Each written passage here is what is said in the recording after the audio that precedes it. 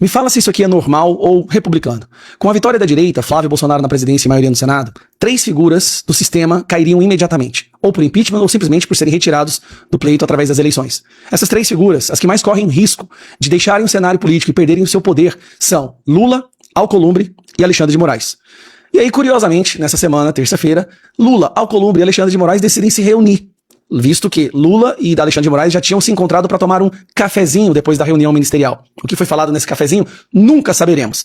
Mas houve uma reunião onde Alcolumbre, Alexandre de Moraes e Lula estiveram juntos. E o que eles debateram durante 3 horas? Curioso. Alexandre de Moraes é o que está tentando derrubar Flávio Bolsonaro das eleições. Alcolumbre é o cara que protege Alexandre de Moraes. E Lula é o cara que protege todo esse sistema.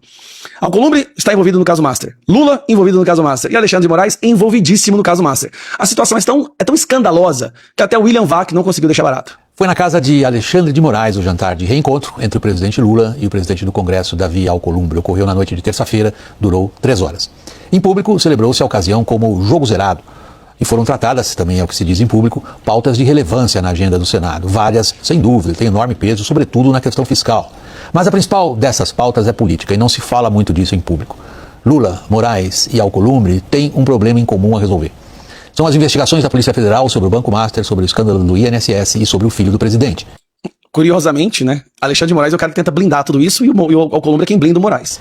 Numa das hipóteses, o que a polícia trouxer à pública, seja porque vazou, seja porque prosseguiu pelos canais formais, o que ela trouxer prejudica a campanha de Lula, as chances de Alcolumbre de se reeleger presidente do Senado e a própria situação de Moraes dentro do Supremo.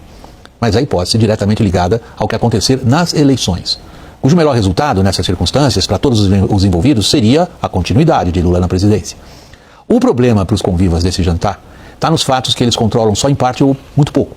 O mais abrangente desses fatos é o formidável choque entre legislativo e judiciário, que atores políticos individuais não conseguem mais dirigir, e é um choque que está piorando. Conflito que as eleições tendem, por sua vez, a agravar, devido à esperada eleição de uma maioria de centro-direita. Mais urgente é a questão das investigações da Polícia Federal. É outro ponto no qual Alcolumbre, Moraes e Lula lutam, mas não conseguiram até aqui ter controle total.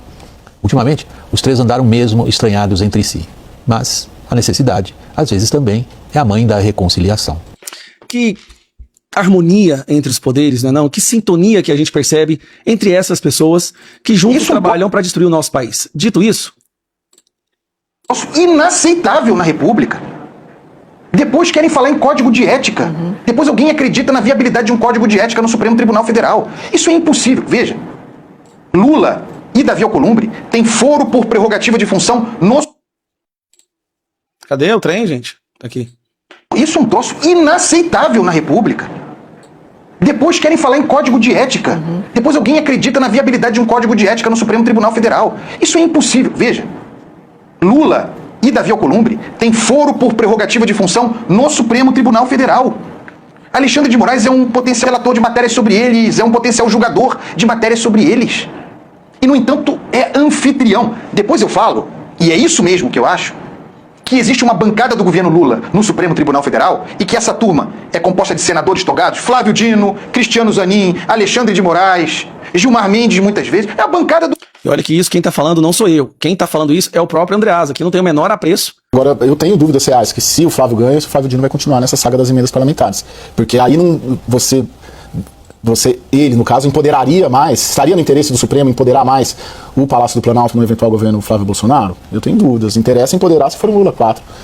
Que curioso, né? Interessa pro sistema se o Lula ganhar e não o Flávio Bolsonaro. A minha percepção, barra apuração, barra análise, é de que o Supremo, uma ala do Supremo, está preocupadíssima com a eleição, porque a eleição vai definir o futuro dela. Se o Flávio Bolsonaro ganhar, ou se a oposição ganhar, a chance de ministro do Supremo cair é muito grande.